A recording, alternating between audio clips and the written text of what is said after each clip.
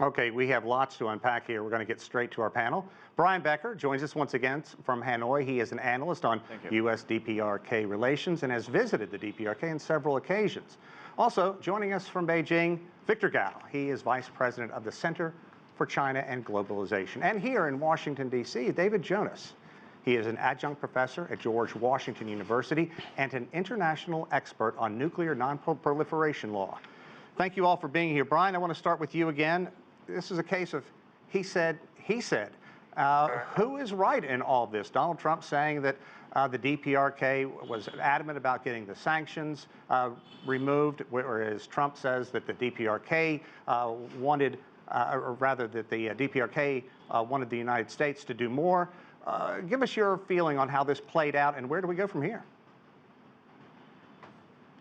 Well, I think if you listen carefully to the words of Mike Pompeo as well as Donald Trump, what they said is that North Korea was willing to close down the Yongbyon nuclear facility, have a permanent, enduring suspension or end to nuclear testing and missile testing, which was something new, but that the U.S. wanted them to do more. That was the do more. I don't think that Kim Jong-un came all the way by train from Pyongyang to have this talk collapse. I think what happened is that there were additional demands placed on the DPRK, and the DPRK was not prepared to accept them. I think the United States basically moved the goalposts back, and the question is why? We know that within the Trump administration there are people like John Bolton, for instance, who actually don't want this deal, who actually played a major role in sabotaging the General Framework Agreement back in 2002 when George W. Bush was president and he was an advisor. That's when Bush declared North Korea to be part of the axis of evil, along with Iran and Iraq, and proceeded to invade Iraq. And that's when North Korea pulled out. I think this is a terrible missed opportunity, and I have to wonder, I think Donald Trump wants this agreement, wanted it. I think it may be his advisors. Okay, I also want to bring in one more guest. Myung-koo Kang, he is in New York, a professor of political science at Baruch College, City University of New York. Thanks very much for joining us. I want you to hear from the DPRK what they had to say about this. We heard Donald Trump say that North Korea wanted the sanctions removed. Here is the DPRK's response. If the U.S. removes partial sanctions, that is, removes sanctions that hamper the civilian economy and livelihoods of our people in particular, we will permanently and completely dismantle all the nuclear production facilities in the Yongbyon area, including plutonium and uranium, in the presence of U.S. experts and technicians from both countries. Myung-koo, I want to ask you, arguably China knows more about what is going on inside the DPRK than any other nation. What is your take on this he said, he said? I think basically that President Trump wanted a kind of grand slam, home run, completely reversed politics going on here in the United States. As you know, yesterday, all day long here in the United States, broadcasting the Myung-koo Kang's testimony in Congress. And then I think President Trump was fully aware of the significance of the testimony and the political impact in domestic politics going on here in the United States. Just to bring our viewers up to date, Michael Cohen, of course, was Donald Trump's personal lawyer who has now turned against him and gave day-long testimony that was covered in the United States. So Donald Trump, overseas, 12 hours difference, had a chance to watch all that in between these important sessions. Right, so I think that he wanted a kind of not just solo home run or double, if I use a baseball analogy.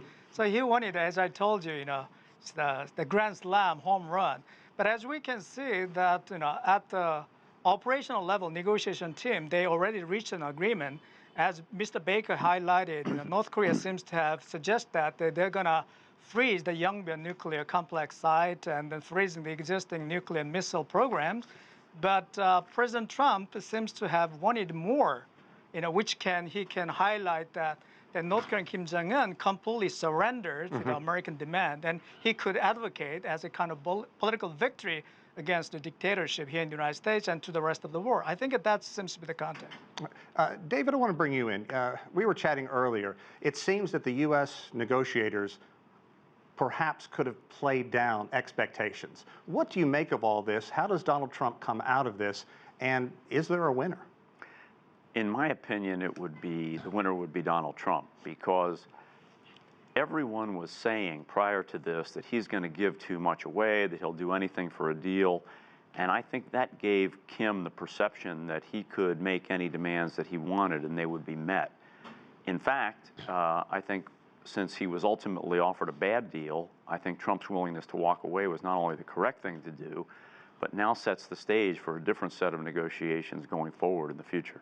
Victor, was it a bad deal? And secondly, we know Chinese officials are out trying to manage expectations as well. I want to hear what the foreign ministry had to say. Listen to this very quickly. We hope that the DPRK and the U.S. will continue the dialogue, show sincerity, respect, and accommodate each other's legitimate concerns, jointly promote denuclearization and the formation of a peaceful mechanism on the Korean Peninsula. China will continue to play a constructive role in this regard.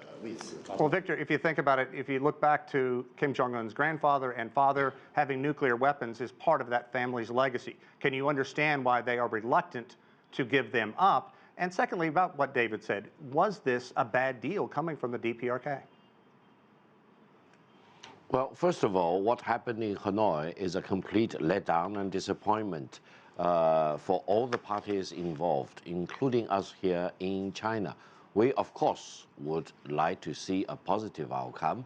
The United States and DPRK reach an agreement, eventually resulting in denuclearization on the Korean Peninsula. However, pragmatically speaking, what happened should have been predicted and should have been actually expected. Why? Because the DPRK government and the United States government cannot be further away in how they define denuclearization and how do they define what steps will be needed to achieve denuclearization. If we take what the DPRK government's feedback right now as they are, and then you can say what they probably want to do is so-called destruction of the production facilities. But in reality, a total and complete denuclearization will require much more than that. That is, all the existing weapons and related materials and facilities should also be disposed of. And I think under the current way of approaching this negotiation between the two countries, I personally believe they can talk and talk and talk, improve mutual trust of each other, but eventually denuclearization, as we all understand it, will not happen. I would say now it is the time for President Trump and the U.S. government and DPRK and its leader, for example, to really sit back and think about what do they really mean by denuclearization and what is the better way. And what is realistic about moving between forward? the United States and DPRK, they cannot achieve denuclearization. You need to have a better structure. You need to bring in more parties involved to really achieve denuclearization, which is the utmost thing on the Korean Peninsula and to all the parties related to this situation, and which is the real jugular of the whole situation. Right. Myung-koo, I want to talk about that, bringing in more parties. We know China is invested, so is the Republic of Korea. Moon Jae-in has been very involved in the discussions. And Japan, according to the most recent poll I've seen from Pew, shows that 73% of its residents see the DPRK as a major nuclear threat. Only 68% of people in the Republic of Korea. So how does this play out with all this concern in the area? What does it mean for the DPRK's neighbors? You know, currently the South Korea and then the Japan relationship is really estranged. And then immediately after the no deal, you know, from Hanoi, Prime Minister Abe expressed his welcoming that, you know, no deal is better than a bad deal kind of situation. But from the South Korean, you know, presidential office announced that a little bit disappointment. At the same time, you know, they didn't want to lose some optimistic view in terms of improving the current, you know, DPRK and U.S. relations. So we can see that split or conflict between the two countries, South Korea and Japan, makes it a little bit, you know, difficult U.S. government position in terms of coordinating, you know, multilateral approach in dealing with the North Korean nuclear threat. I think South Korean people's perception of North Korean threat, and then as you pointed out, Japanese people's perception of North Korean threat and their definition of denuclearization seems to be very different. Of course, here in the United States, the definition of denuclearization is different. So the overall, this kind of different perceptions of the threat and the definition of denuclearization makes it really difficult multilateral coordination. But I think multilateral deliberative coordination, that should be the path we need to pursue from now. David, I want to talk about that. If the denuclearization, it does mean something different to Kim Jong-un than it does to the other parties involved. In fact, as he was quoted as saying, he believes it means that there shouldn't be missiles in the Republic of Korea. And he also has to look at what happened to Saddam Hussein and Muammar Gaddafi in Libya. Does that weigh on the DPRK leader? I think it does, and but I think his definition of denuclearization also includes that that when the DPRK gets rid of its nuclear weapons, so does the United States, which of course is a ridiculous demand, given that the United States is recognized as one of the 5 nuclear weapon states authorized to legally possess nuclear weapons under the Nuclear Nonproliferation Treaty. Mm-hmm.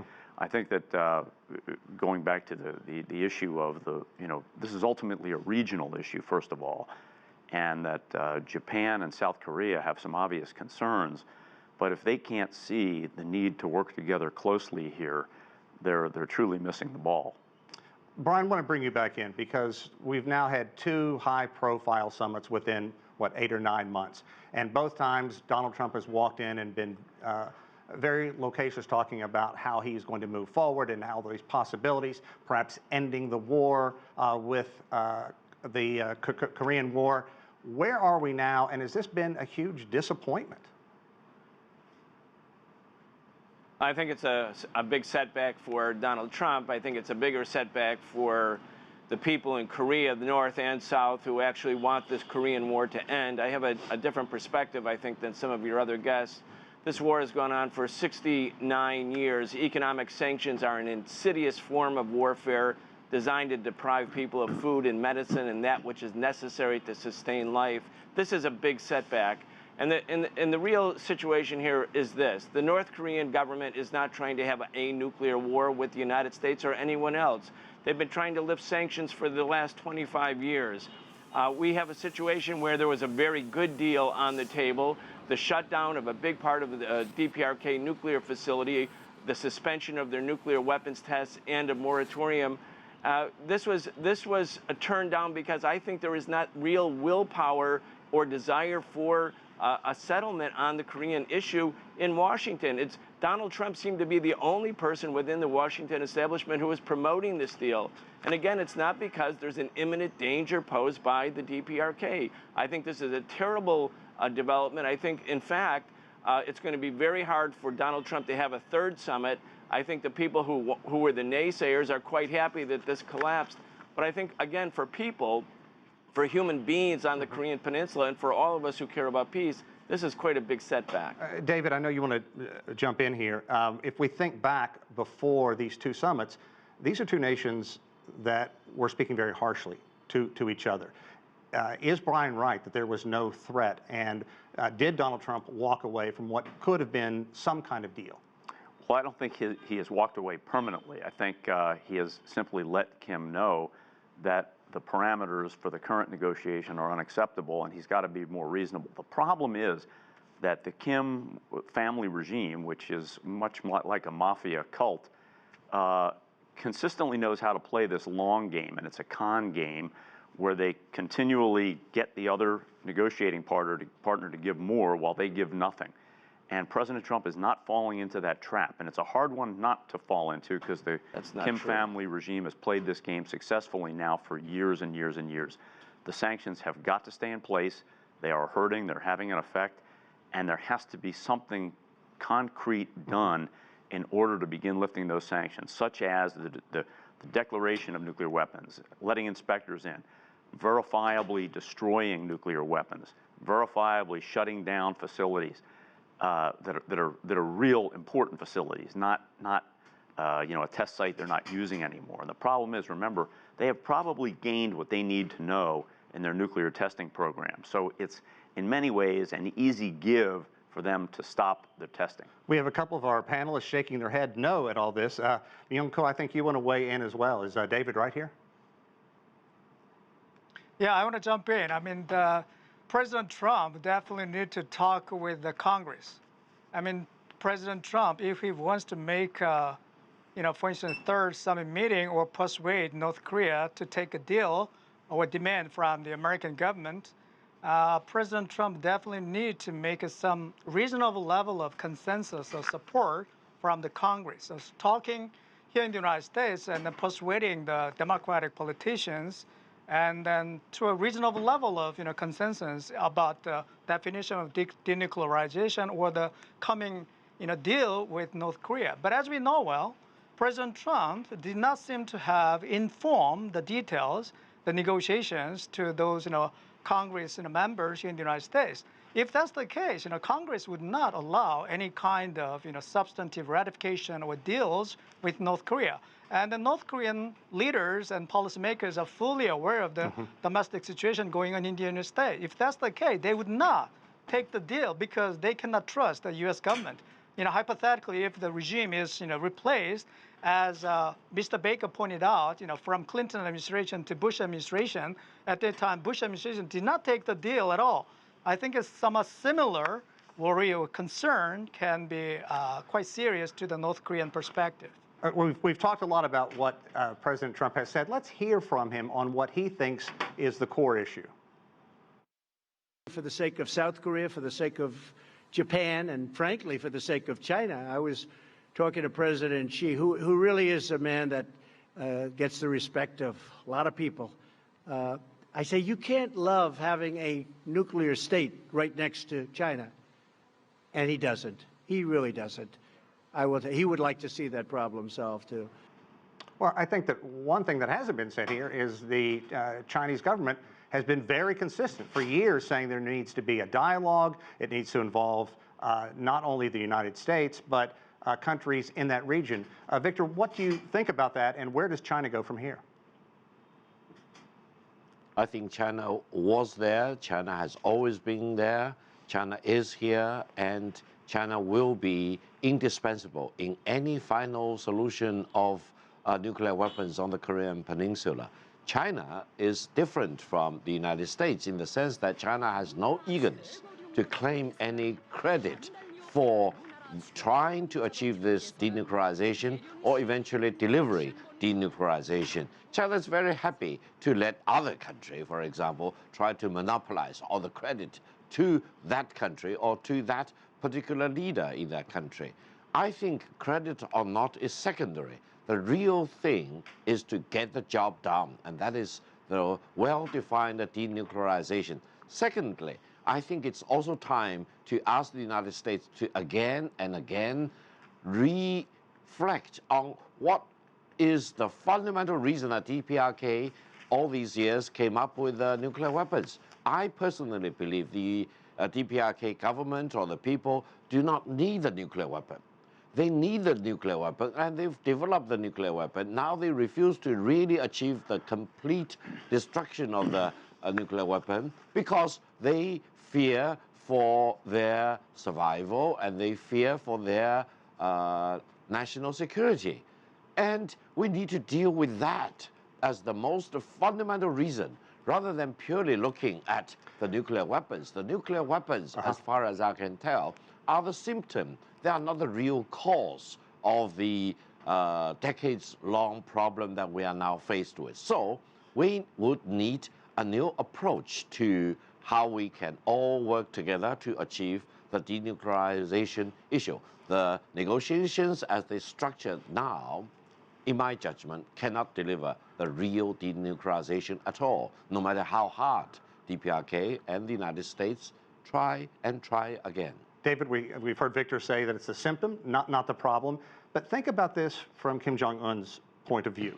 You have tens of thousands of U.S. troops. You've had missiles pointed at Pyongyang for generations now. You have military games that have gone off the coast of the DPRK for years and years and years. Don't you think Victor has a degree of logic there? I suppose that you could say that North Korea could perceive it that way, but the United States has no intention of attacking North Korea. The troops are stationed there pursuant to the agreement in the Korean armistice, which of course was not resolved with the peace treaty, it just essentially a cessation of hostilities. So as a technical matter, the two states are still at war. I do think that a couple of things I just wanted to comment on. One of the guests noted that, well, we don't know if this would be ratified. Let's remember that, of course, the Iran deal wasn't ratified. It wasn't even a treaty. So that's what President Obama did. Now, I don't have any knowledge or insight into how President Trump intends this agreement to go, whether it will be a political handshake like the Iran nuclear agreement, or whether it would be a legally binding treaty. We'll have to see. But the fact of the matter is that these kinds of details that the last gentleman spoke about are not going to be worked out in a meeting between Trump and Kim. They're going to be worked out at the working level. For instance, I was one of the negotiators on the U.S.-India nuclear deal. Those are the kinds of work, the working level staff from the agencies in the U.S. government, along with the DPRK professional working level personnel, will actually negotiate the details of this treaty. That's not going to be resolved between Trump and Kim. Brian, we're all looking at this from a very academic standpoint. We're far away. You were there on the ground. Was there a sense of disappointment the way this ended? And how do you think that the neighboring countries to the DPRK are reacting? I think there was shock. I think there was disappointment. People were very, very surprised. I was in the hall when it sort of all unraveled there. And yeah, there was a lot of disappointment. I think there's a lot of disappointment here in Vietnam. Donald Trump had made the point that Vietnam, which was at war with the United States, now is at peace with the United States. It's a thriving country, and the same could happen with the DPRK. A lot of people thought, yeah, that makes a lot of sense, because of course it does make a lot of sense. A bottom line here is that there's an imbalance of power. It's not because DPRK is a great nuclear menace. I think DPRK wants the sanctions lifted. I think it's time to lift the sanctions. There's a logical incongruity in the position of your other guests. You can't have a country that you are at war with, then you can't demand that country then disarm. You have to declare peace, and that was point number one of the Singapore summit. Declare peace, normalize relations, and then denuclearization and real peace can come, but it won't be the other way around. Myung-koo, I want you to hear what the Republic of Korea is saying tonight, because it's also very important. While the two sides have agreed to walk away, they're not walking away in anger. There's still the hope that they can meet down the road. So hear what the RK has to say. 트럼프 대통령과 김정은 국무위원장이 We regret that no deal was reached at a summit between Chairman Kim Jong-un and President Trump, but it seems clear that the two sides had made meaningful progress. Okay, they've made meaningful progress, but can international pressure help these two sides get back to the table? Myung-koo? It's a little bit tricky to to predict whether international pressure can work on two sides get back together for more negotiations. But my hunch is that from the North Korean perspective, going back to for instance 2017 launching missile and the nuclear test like that, I think if that's the case, North Korea will lose more. So the North Korean Kim Jong-un regime will try to, lose less under this kind of situation. And then from the American side, I think engaging with North Korea, and then while negotiation is going on, if President Trump is correct, he delivered the message that while the negotiation is going on, Kim Jong-un promised that North Korea would not do missile or nuclear test. So if that's the case, some status quo and ongoing negotiations can happen, not going back to the 2017, escalating into a full-blown crisis. I think that'll be the situation. But in terms of international pressure, I think the U.S. government needs to more closely talk with all these governments, not only South Korea, definitely, and then Japan and then China. And so multilateral, more deliberative and a cooperative coordination in dealing with current ongoing bilateral negotiation between the two countries. I think that will produce more stable and the peaceful consequences in the end. Well, gentlemen, I'd like to thank you all. That's all the time we have. We could continue to talk about this all night, I presume, but I want to thank you very much for your information. And that does it for this edition of The Heat. I'm Sean Calebs in Washington, D.C. Thanks very much for being with us, everyone.